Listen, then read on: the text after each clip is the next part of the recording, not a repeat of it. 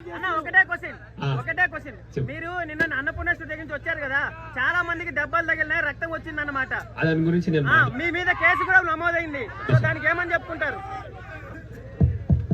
నేను దాని గురించి ఇట్లా ఒకటి మాట్లాడాలి.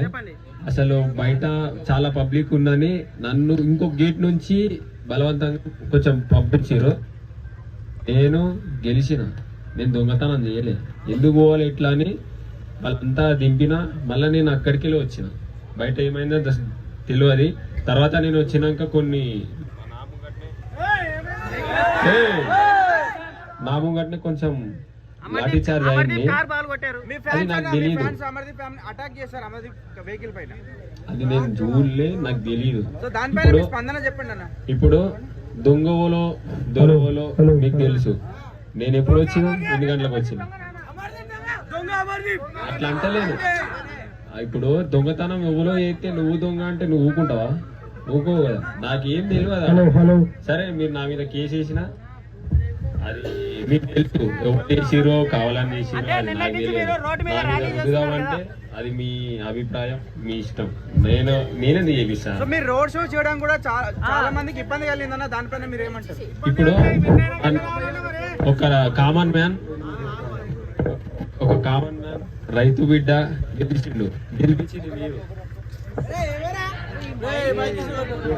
గెలిపించింది మీరు నన్ను చూడనీకి వస్తే ముఖం దాచుకొని పోవాలా? ఇప్పుడు మీరు నన్ను చూడనీకి వస్తే ముఖం దాచుకొని పోవాలా? చెప్పు నాన్న, మీరు ఎక్కువ నేను అందుకే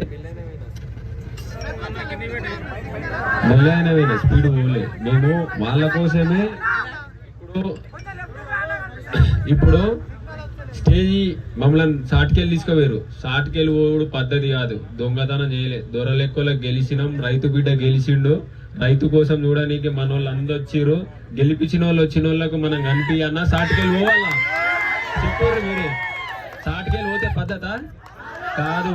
బరాబర్ వాళ్ళకి కలిసే పోవాలనుకున్నా, నేను కలిసే వచ్చిన. అట్లా నేను ఎవరి మీద నేను సీరియస్ గా ఉంటా, అందరినీ ప్రేమిస్తూనే ఉంటా. అది వాళ్ళ ఇష్టం. నా మీద సీరియస్ గా ఉంటా అంటే వాళ్ళ ఒపీనియన్. మీతో పాటు ఉన్న కంటెస్టెంట్స్ వెహికల్స్ కూడా చాలా మంది కార్స్ నాకేం తెలుసు. దానిపైన మీరు ఏమంటారు? అంటే మేమే నెగటివ్ టాక్ వస్తుంది. అంటే వాళ్ళు ఏం క్రియేట్ చేసిరో నాకు తెలియదు. అసలు ఇప్పుడు మా దగ్గర మస్తు మంది తలిగినాయి దెబ్బలు. నేను చెప్పన్నా వాళ్ళని? లేదు కదా. సో మీ ఫ్యాన్స్ అటాక్ చేశారని టాక్ నడుస్తుందన్న. మీ ఫ్యాన్సే కావాలని అటాక్ చేశారని టాక్ నడుస్తుంది. అంటే ఏదో ఇప్పుడు మీరు చూసిర్రు, మీరందరూ సాక్ష్యమే.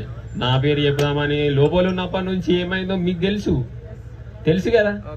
నేను ఎట్లుంటానో మీకు తెలుసు. బయట వచ్చినాక ఎట్లుంటానో మీకు తెలుసు.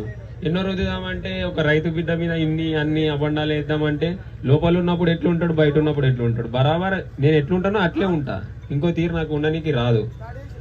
ఏదేదో చేద్దామంటే అది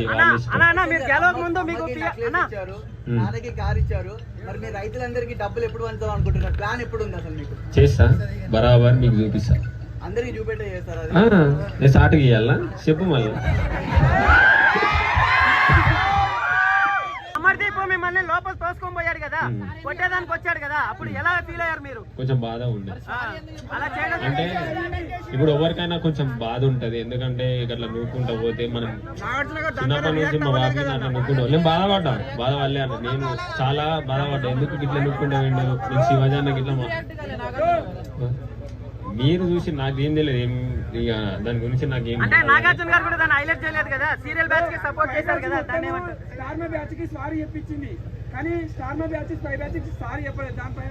అంటే కన్ఫ్యూషన్ రూమ్ లో పోయిన